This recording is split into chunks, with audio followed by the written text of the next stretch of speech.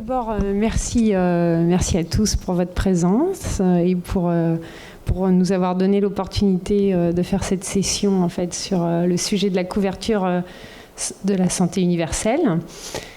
Donc pour cette présentation, l'idée c'est de vous donner en fait une vision un petit peu globale en termes de, je vais appeler ça la CSU pour résumer en fait couverture santé universelle, et puis aussi présenter un petit peu le niveau en fait au niveau global de la complexité auquel on fait face, et aussi du monde incertain dans lequel on doit naviguer en fait aujourd'hui, notamment à cause de la globalisation des enjeux.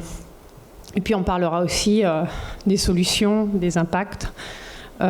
Donc qu'est-ce qu'on peut élaborer aussi, qu'est-ce qui est fait en fait au niveau global, pour ensuite aller justement au niveau régional et pays. Donc au niveau des défis, les grands défis de santé, on fait face en fait, comme vous avez pu le constater, à la transition en fait épidémiologique. Donc on a actuellement un souci en termes de fardeau des maladies chroniques qui représente aujourd'hui environ 73, ça va représenter en termes de projection 73% de tous les décès en fait d'ici 2030. Donc on voit un gap énorme entre 2005 où ça concernait que 57% de tous les décès. Donc c'est vraiment une figure en fait à prendre en considération dans l'élaboration notamment de la santé digitale. Au niveau en fait des personnes qui sont touchées par ces maladies chroniques, 80% de personnes âgées de plus de 60 ans vont souffrir en fait d'une ou plusieurs maladies chroniques. Et donc ça va concerner malheureusement aussi les populations les plus pauvres et les plus vulnérables. Donc ça, on en reparlera par rapport à la CSU, puisque la CSU, c'est de s'assurer qu'on ne laisse personne en fait de côté, qu'on ne laisse personne derrière. Et donc il y aura une augmentation de 30% globalement entre 2005 et 2030. Donc c'est absolument énorme en termes aussi de durée. Donc là, c'est juste pour illustrer par cette figure en fait l'évolution en fait des courbes. Et donc il va falloir prendre en considération pas forcément que la santé, mais l'ensemble des déterminants à la fois politiques, économiques et aussi sociaux. Donc on va parler au niveau des éléments qui concernent le développement à la fois économique mais aussi humain, comme on l'a vu ce matin, comment remettre l'être humain au centre et au centre de sa santé pour infléchir en fait sur ces maladies qui sont de plus en plus à dominance chronique. Donc on fait face à un double fardeau en fait.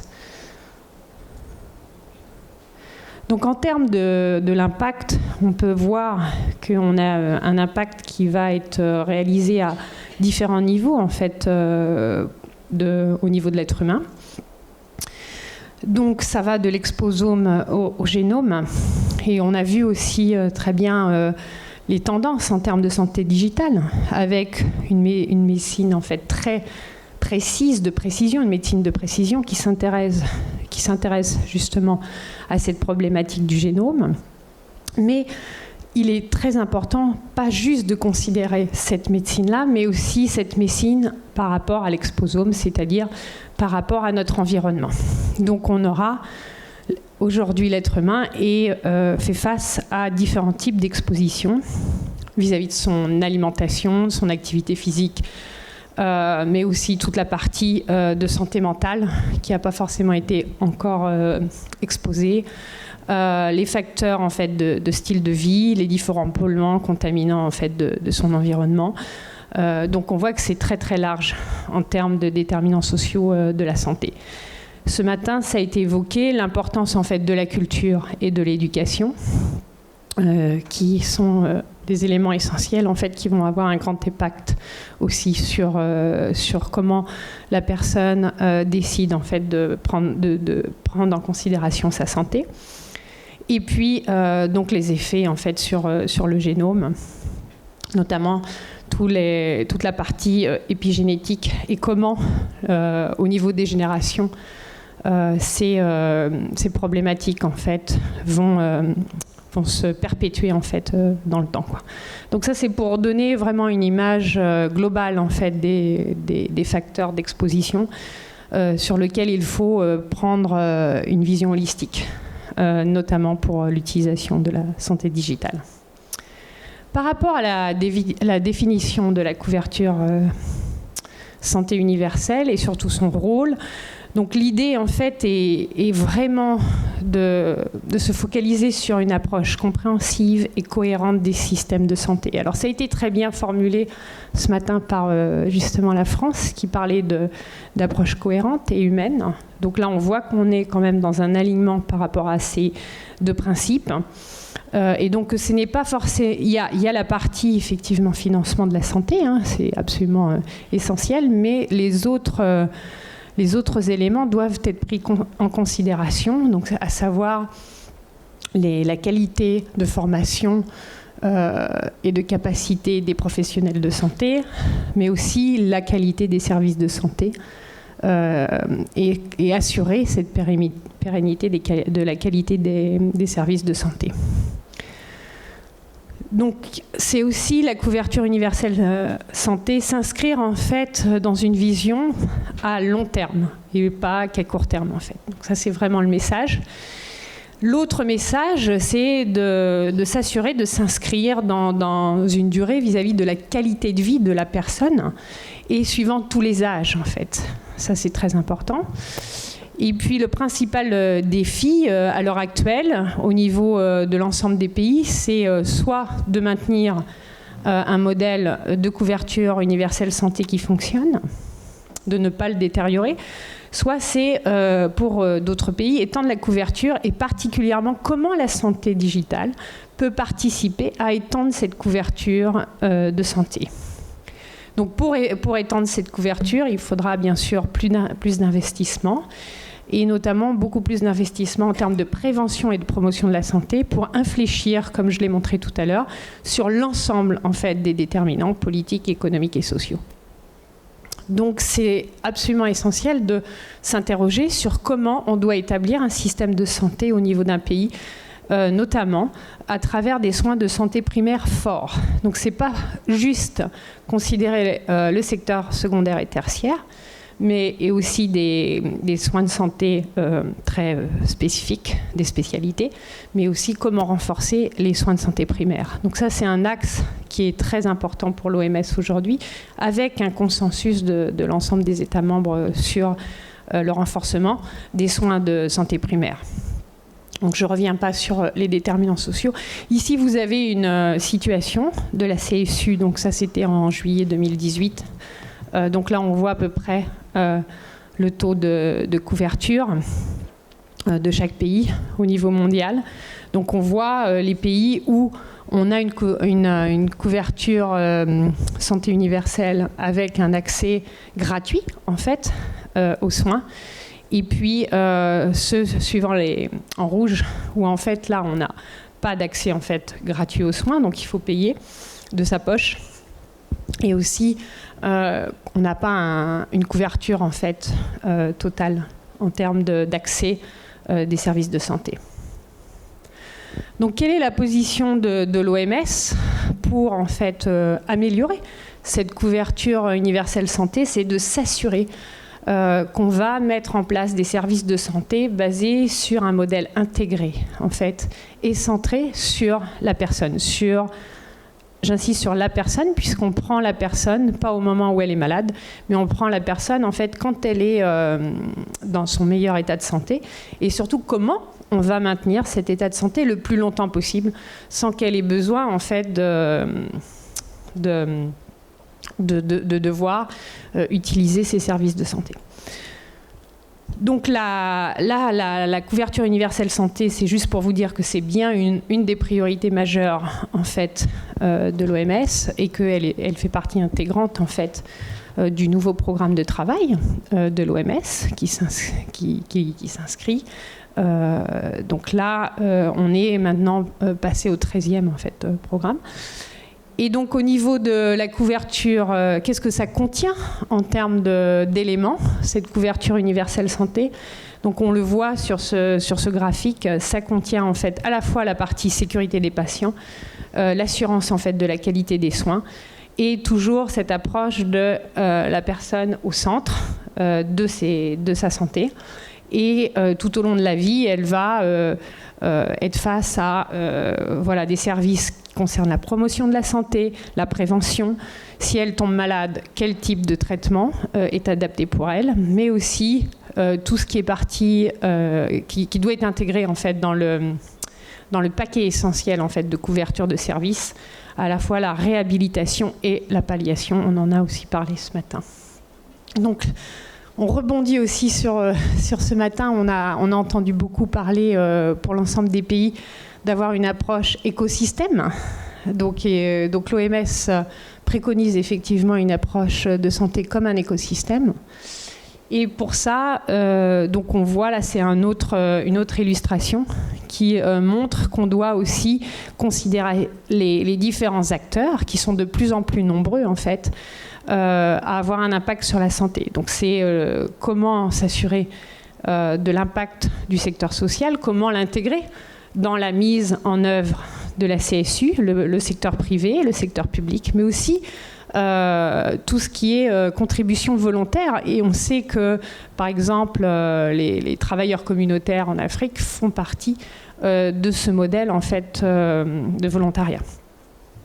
Dans certaines façons dont sont faits les designs en termes de services de santé.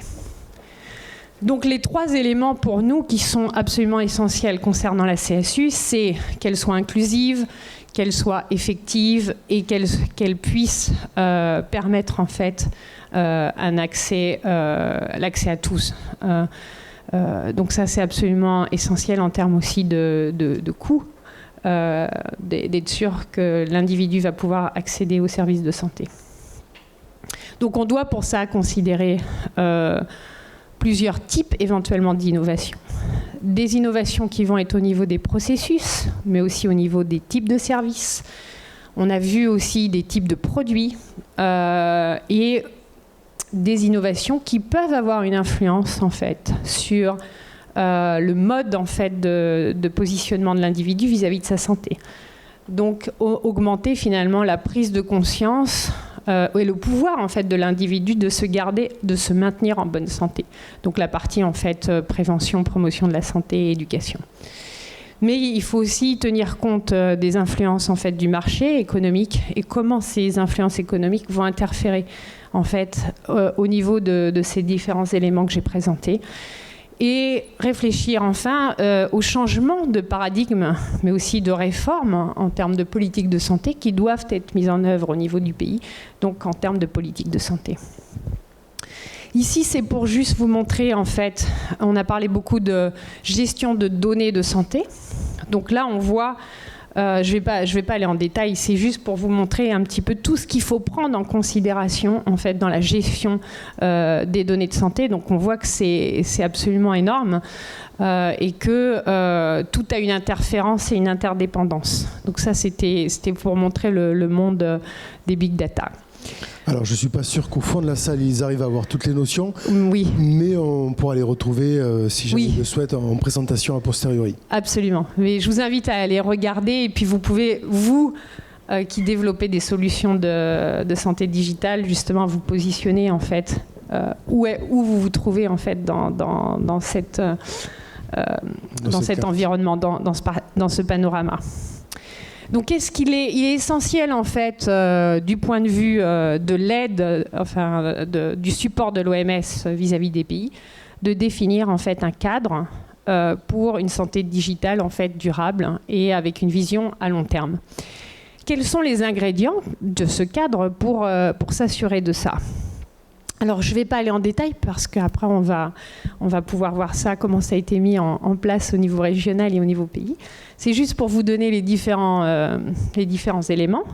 Donc, d'abord, au niveau des décideurs politiques, donc le besoin d'avoir une stratégie de santé digitale nationale. Ça, c'est déjà le premier élément. Est-ce que le pays a une stratégie nationale digitale? On le verra tout à l'heure avec M. Bas. Ensuite, il faut aussi un cadre légal, on en a parlé. On a parlé de régulation, de législation, qui sont des éléments absolument essentiels pour protéger, en fait, pas que le patient, d'ailleurs, je dirais la personne, en fait, et aussi être sûr que cette personne va s'inscrire, en fait, dans un environnement favorable, sans endommager les droits humains, en fait. Il faut aussi, on en a parlé aussi ce matin, une bonne infrastructure, s'assurer que l'infrastructure elle est adéquate et que dans cette infrastructure, on va pouvoir effectivement utiliser, partager les informations nécessaires, notamment dans... Alors ici, ça a été mentionné sur l'efficacité justement de la gestion des maladies chroniques. L'autre aspect qu'on a discuté, c'était le concept du fait que ça soit d'avoir un système interopérable. Donc ça, c'est absolument essentiel, en fait, notamment pour accéder aux sources de données, mais aussi dans la protection des données qui vont être partagées. Les partenariats qui vont combiner, en fait, l'expertise, mais aussi l'ensemble des nouvelles idées et pouvoir amplifier, en fait, la mise à l'échelle et l'impact, éventuellement, de solutions digitales qui seront appropriées. Et puis la partie en fait qui nous intéresse beaucoup, c'est une fois que c'est mis à l'échelle, quels sont les facteurs, les éléments qui vont permettre que ça soit pérenne, notamment sur la partie financière. On en a aussi discuté ce matin. Et donc permettre en fait de partager ces expériences justement entre les pays et voir comment une solution qui existe dans un pays peut éventuellement être favorisée dans un autre pays, mais aussi contextualisée en même temps. Donc, comme pour résumer, en fait, vous avez vu, donc moi, je m'occupe surtout au sein de l'OMS d'un partenariat qui s'appelle la couverture universelle santé 2030. Et donc, ce partenariat a une importance énorme puisque c'est une approche multipartie qui permet justement pourquoi on utilise cette approche pour pouvoir relever des défis complexes. Donc ça c'est une des solutions au niveau global. Donc réunir l'ensemble des acteurs, mieux les comprendre, mieux comprendre aussi leur positionnement, mais aussi comment ils seront à même de pouvoir répondre aux besoins de la population. Donc c'est faciliter en fait avec ses partenaires le développement des systèmes de santé, augmenter l'équité et les bénéfices mutuels, établir des objectifs communs et des valeurs communes, augmenter la collaboration sur le suivi et l'évaluation, améliorer la communication et les retours avec les différents partenaires, identifier les champions, donc on verra c'est très important, co-développer un plan stratégique, obtenir un support institutionnel, mais c'est aussi établir par exemple des réseaux interdisciplinaires et multipartenaires et des activités collaboratives. Donc ça c'est vraiment des activités en cours. Et puis là je vous ai juste mis une petite description de ce qu'était en fait ce type de partenariat. Donc c'est vraiment une plateforme multipartie prenante qui permet de promouvoir ce travail collaboratif et de renforcer en fait globalement les systèmes de santé de l'ensemble des pays. Donc ici, on se focalise surtout sur le plaidoyer, justement sur la prise de conscience en fait vis-à-vis de l'engagement politique. Donc on avait parlé politique, économique et sociale, donc sur l'engagement politique en faveur de la CSU. Donc c'est un mécanisme pour être sûr que tous les pays s'alignent et vont effectivement s'engager politiquement et donc partager aussi leurs connaissances vis-à-vis de ce qui est mis en œuvre au sein de leur pays. Donc ça fournit une plateforme, une sorte de protocole pour mettre en œuvre cette CSU quelque part. Voilà, donc c'est d'abord de bien pouvoir identifier en fait le niveau de maturité de la mise en œuvre de la CSU et suivant le niveau de maturité par un système en fait de solidarité, on va dire, d'amener une réflexion sur comment justement on peut aller plus loin sur la couverture en fait et avec quels moyens. Très bien. Est-ce que alors voilà. Du coup donc là j'ai pratiquement terminé. C'est juste pour vous montrer l'échelle ici du partenariat. Donc on voit les modalités ici du partenariat et donc ça intègre, c'est ça qui est important, à la fois le secteur privé, les organisations de la société civile en fait et les organisations internationales, notamment donc l'OMS et la Banque mondiale, au niveau du secrétariat. Mais ça nous permet effectivement, au niveau mondial, d'être beaucoup plus puissants. Et notamment, donc là, je termine là-dessus, c'est de vous rendre compte en fait sur le consensus qui a eu lieu en fait entre l'ensemble de ces acteurs que j'ai mentionnés. Donc là, c'est quand même le secteur privé, la société civile, les États membres et aussi les organisations internationales, donc qui se sont mises d'accord sur quelles étaient les demandes clés en fait pour engendrer ce mouvement sur la CSU. Et c'est très important parce qu'il y aura en fait une réunion de haut niveau en fait sur la CSU à New York au mois de septembre, qui va présenter en fait ces demandes et pour établir un dialogue avec l'ensemble des parties prenantes pour savoir comment maintenant agir et un appel à l'action pour être sûr qu'on aura une mise en œuvre par la suite. Donc je ne vais pas rentrer dans les détails, je vous lis juste en fait les types de demandes. Donc c'est garantir une impulsion politique au-delà de la santé. Donc c'est l'approche multisectorielle. Ne laisser personne de côté, donc être sûr en fait que les gens les plus vulnérables pourront être touchés. Réguler et légiférer. Défendre la qualité des soins, investir plus et aussi investir mieux. Donc ça, c'est un élément absolument important. Et puis, avancer ensemble. Donc, comment travailler ensemble, partager ensemble au niveau international. Voilà, donc ça, c'est juste des exemples. Voilà, c'était tout. Très bien, merci pour cette première présentation. En tout cas, Isabelle Waxmund. On va poursuivre, on va rentrer un peu plus dans le détail à présent avec le caractère un petit peu opérationnel auquel est confronté Monsieur Ousseinouba. Bonsoir tout le monde. Vraiment, peut-être que je vais juste compléter. Isabelle a dit l'essentiel sur la couverture santé universelle.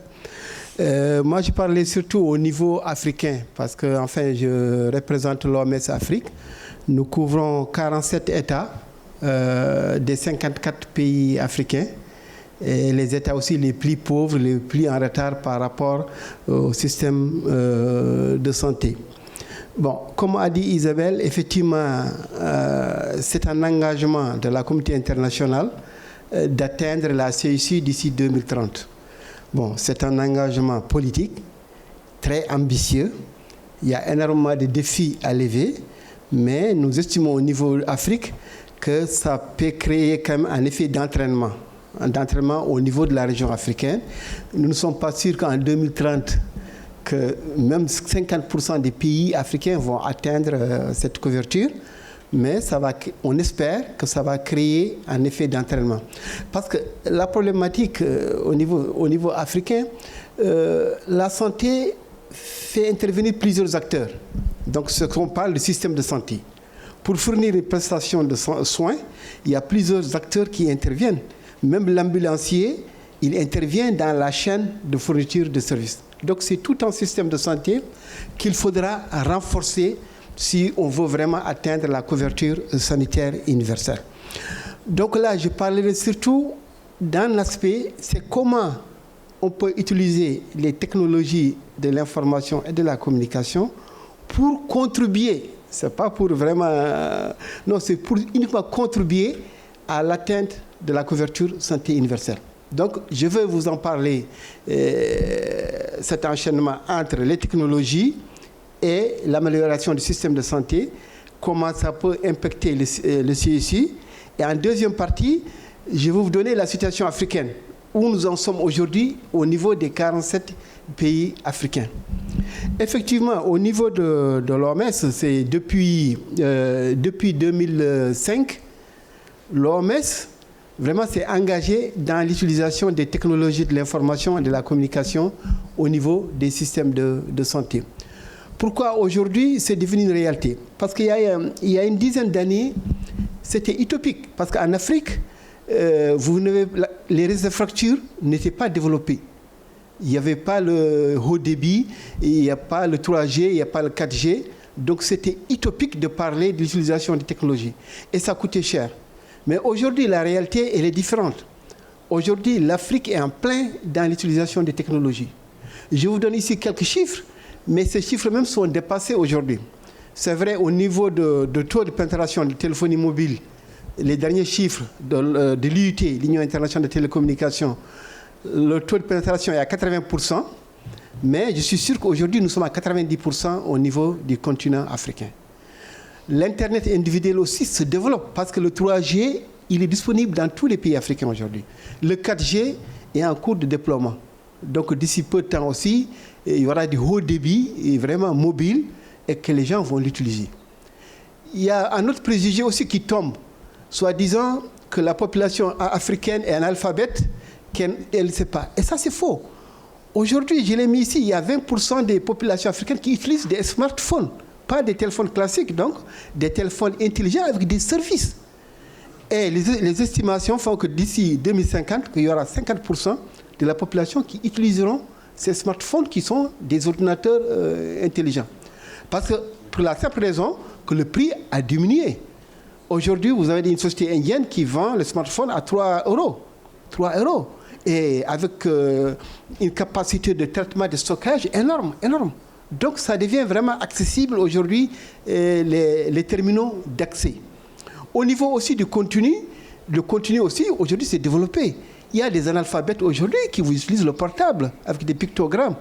Donc, la technologie aujourd'hui n'est plus une contrainte au niveau, en tout cas, des usages. Donc ça, c'est un point très fort au niveau africain.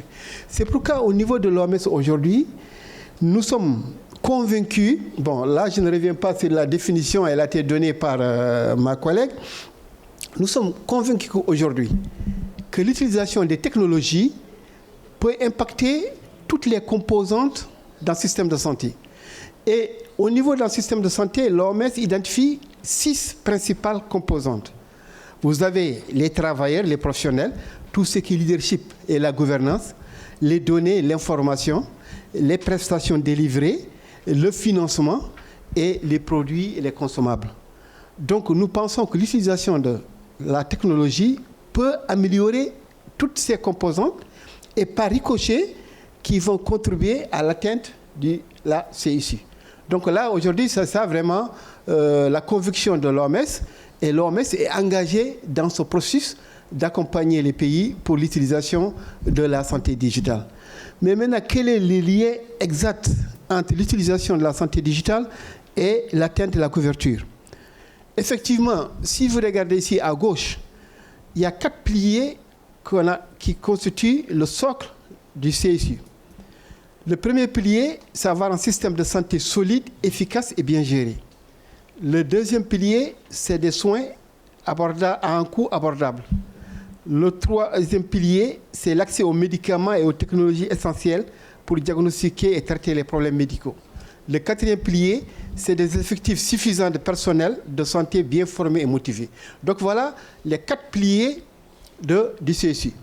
Au niveau des composantes du système de santé, pour le premier pilier, pour améliorer le premier pilier, il faut avoir une bonne gouvernance, donc un bon leadership, et ça c'est essentiel. Tant qu'on n'a pas une bonne gouvernance, un leadership au niveau du pays, ça ne sert à rien.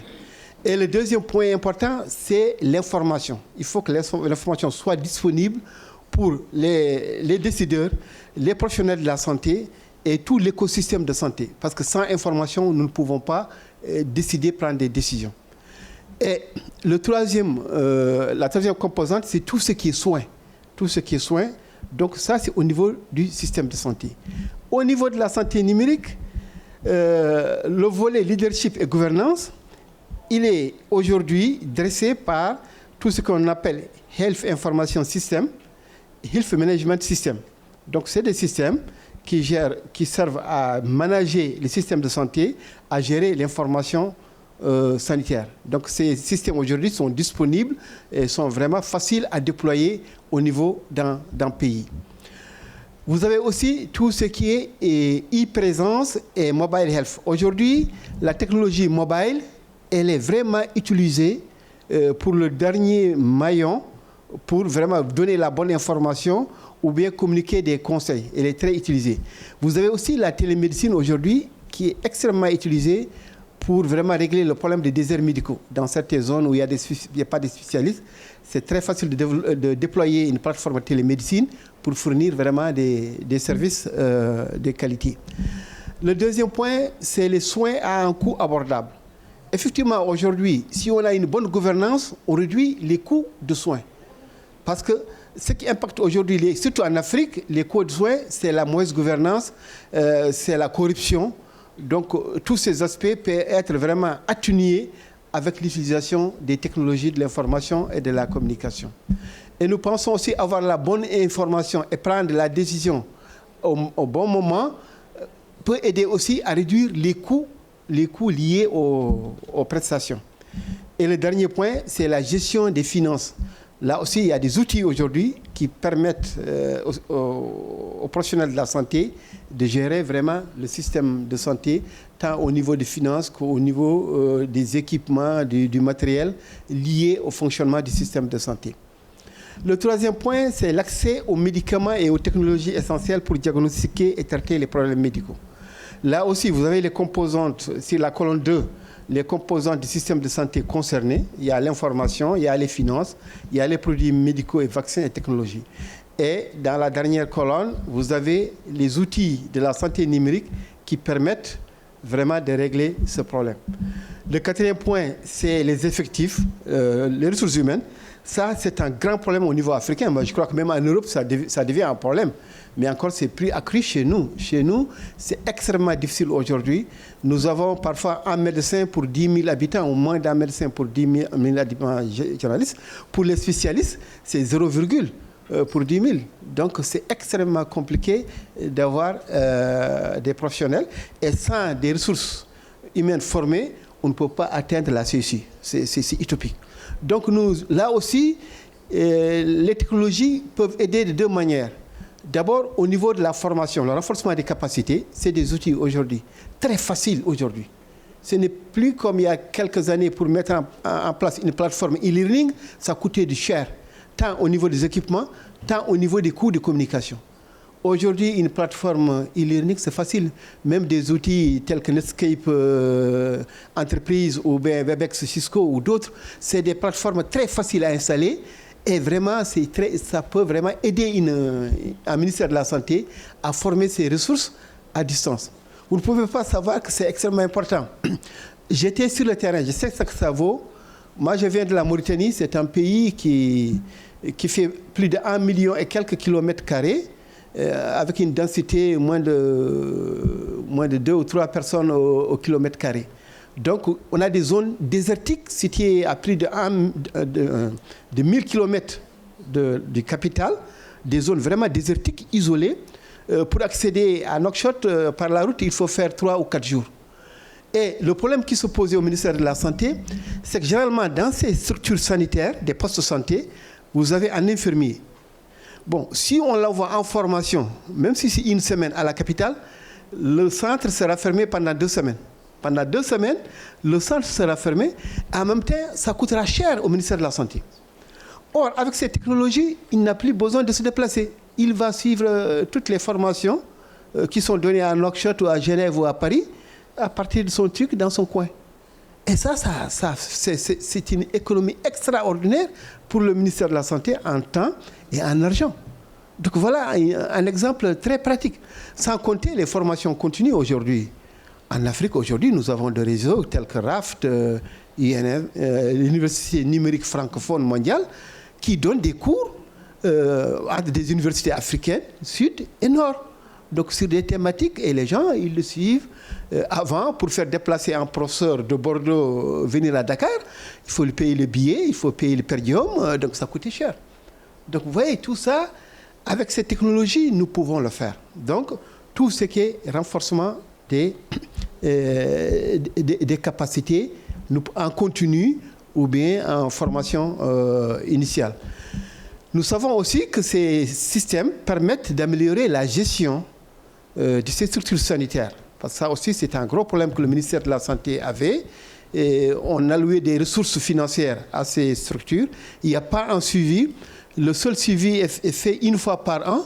Et parfois, s'il y a des malversations, elles ne seront décelées qu'une année après.